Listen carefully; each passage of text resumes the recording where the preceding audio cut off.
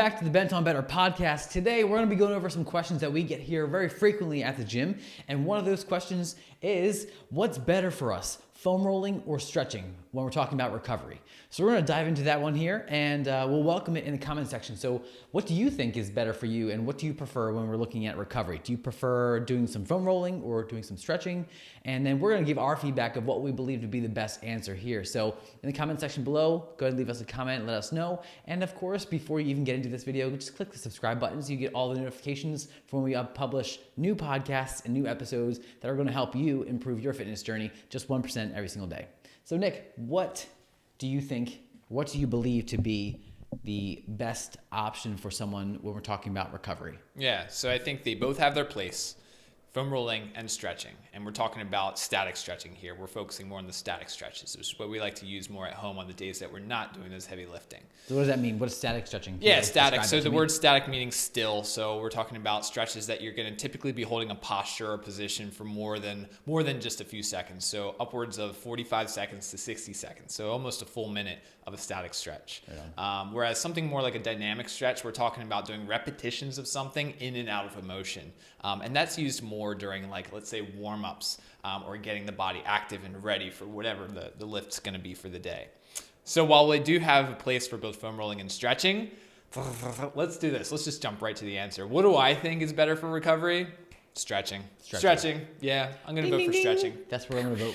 I'm going to vote there too. We're going to go cut and dry with that one. And the reason being too, I know the stretching is usually the one that people would dread more because they have to warm up. They have to go through some of the extra steps to get the stretch to be effective. Mm-hmm. You don't want to just stretch cold, right? You do need to have your body temperature elevated a little bit so that when you go to stretch those muscles, they're less resistant to being pulled, mm-hmm. right? You can hold those positions a little bit longer and it's a little bit more comfortable. You also notice you can reach and ranges of motion a little bit easier when you're warm. Versus, hopping on the foam roller, which is typically a little bit easier because I think a lot of people are just familiar with grabbing a roller, slapping it right underneath their butt, sitting on it, just kind of going through the breezing, the motions of just breezing back and forth with those rolls. And so it does require a little bit more mindfulness, a little bit more attention to do the stretching. But I think that's also why I like it, because you're connecting more to what you're doing, Yeah. You're experiencing that one. So if you were set, let's say you have 10 minutes in your day and you're feeling pretty sore from the previous day or maybe a day or two ago when you did your training program, and you have about 10 minutes to prioritize recovery, mm-hmm. what would you say for someone to do? And what's your number one recommendation? And then if we cut it down to what would it be for just a 10-minute routine, what would you say? Yeah. So, okay, do you think it'd be helpful here to use maybe one or two muscle groups that, let's say, are sore in? Yeah, let's say we did some squats. We did lower body movements. So we did squats, we did some lunges maybe. We did some, maybe some sort of hip abduction kind of action. Things that are going to get our lower body sore. Sure. Yeah. So when we're talking about getting ready for these stretches, we do want to consider global warm-up. So we want the whole body to be warm instead of just that one limb. So we're not going to just go grab the heat pack out of the dresser drawer or whatever and slap it onto the muscle and hope that within 5 minutes, half the time that we're going to spend on this, that we can suddenly get warmed up. It's a lot easier to just go ahead through a couple motions that you might find in, let's say, a global warm-up. So maybe some step jacks, maybe a couple air squats, maybe something that's just going to get some blood pump into that area. Heck, even a push-up, when we're talking about the lower body, even a push-up, you'd be surprised at how much that can warm up the whole body. Just doing a few repetitions of this right before you get stretched, it's going to help so much, tremendously. And so when you go to stretch, again, if you're doing these, let's say, push-ups or whatever to warm up the lower body, you hop into that stretch, you bring the heart rate back down, you bring the breathing rate back down, you sink into that stretch, melt into it like butter. And I think that in that maybe 3 or 4 minutes it might take to get warmed up, that 6 minutes, it'll be so much more effective. It's like, it's that quote, I think Abraham Lincoln made this quote, if you're going to chop down a tree, you spend most of your time sharpening the axe before you actually take the blows at the tree, right? I'm sure I didn't do that perfectly. That's pretty good. I mean, whoever said it, I've heard something resembling that. Right. It's not quite apples to apples when we're talking about that analogy there, but I think it gets the point across where you take more time for preparation so that the actual event, which you're trying to accomplish, can be accomplished much better, more effectively. You optimize what you're getting into. Yeah. So what about for the person, real quick, who has a limited amount of time? Or we've already discussed a limited amount of time. What about the person who has a longer period of time, who wants to really dedicate that time? What would you say is the best step-by-step process of getting ready and then going through the stretching routine? Like, what would you recommend? Oh yeah, go through the full warm up. So go give yourself a good solid at least 5 minutes time to warm up. So we should warm up and like should I get sweaty before I do it, or should I just be like out of breath? What should I do before I? You don't need to be sweaty, drenching sweat, out of breath to the point where you feel like you need to like sit down, because then it's going to be counterproductive. Then you're going to feel tired and fatigued. Yeah. But we do want you to be warm. So a good way to gauge it is, let's say you're getting ready to do this routine. You're getting ready to recover for the day. You want to spend 10 to 20 minutes doing this. I would take the moment to put on some sweats, right? Wherever you're at, put on a sweatshirt, put on a pair of sweatpants. Go through a couple of these exercises that you would find in a global warm-up routine, like some of the ones we already talked about, the step jacks, the squats, the push-ups. Go through them, and when you feel like it's time to take that hoodie off, leave it on. That's a good indicator that your body weight or your body temperature has increased. Now go into your stretches, keeping those layers on to keep the body warm and to keep that so that you don't feel like every time you stretch, you suddenly cool down again and then have to warm up again. You keep your body temperature elevated, and from stretch to stretch, believe it or not, you should keep maintaining that same body temperature, maybe even get a little bit warmer in the process. That's the most beneficial way. Now, for someone who does not have the time luxury, we already discussed that, but what about someone who just doesn't want to? Like, if it's summertime, I don't want to put on sweats. I don't want to get all sweaty and stuff. And like, I like to stretch at the end of the night. So at the end of my day, I like to stretch at the beginning of the day if I have the time if I've set up that time for my day.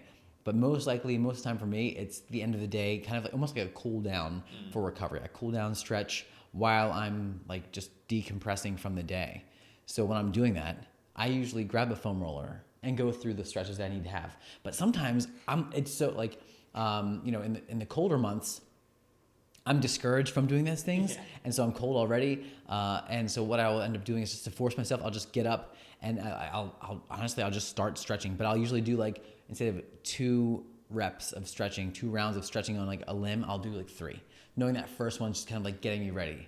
And then I'll do a second one or a third one. Yeah, it's interesting. So you're almost using a buffer. You're like, hey, let me give, this first one might not be the best stretch ever, but at least it's kind of bringing everything in. Like I'm focusing in on what I'm about to do. And then you've got 2 good ones to follow that up with. Right. It's great. And you even mentioned too at the end of the day, let's say you're starting your day.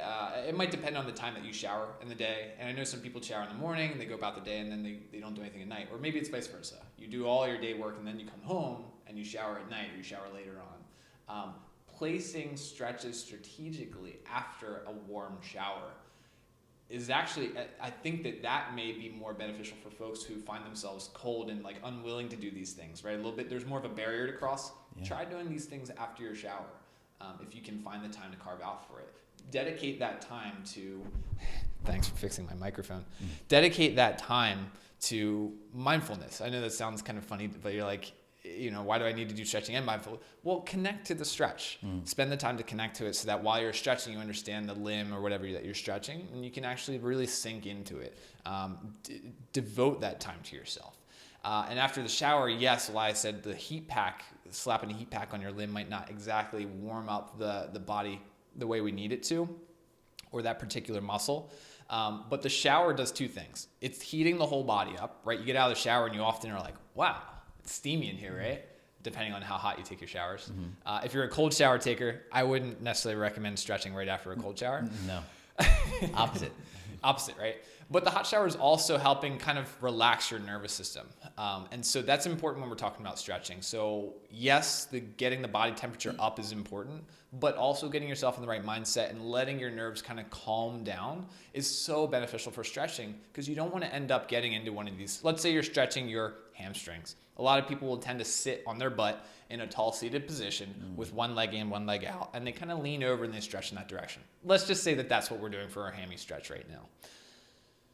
When you are in a position where your nerves are fighting against you, your brain's constantly running, you're not quite warmed up yet, you're cold, you're thinking about all the things you'd rather be doing instead of that stretch, you're going to spend probably 40 out of 45 seconds just fighting the stretch. The last 5 seconds, maybe you're actually doing some of the good. That's the stuff we need that's important for the recovery.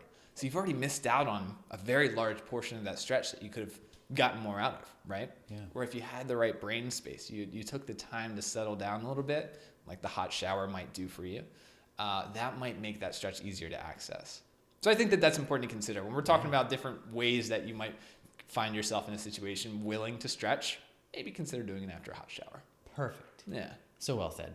If you want some more tips on how to recover, how to foam roll, how to stretch, head over to our YouTube channel here. If you're watching us, you're on YouTube channel. Hey, make sure you click that subscribe button again. Give us a thumbs up on this video for what you've enjoyed. Comment below about what you do for your recovery.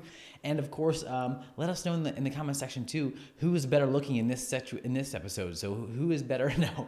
But for real though, thanks for joining us today. And if you have other questions, submit them. Let us know. We'll cover them in our future posts.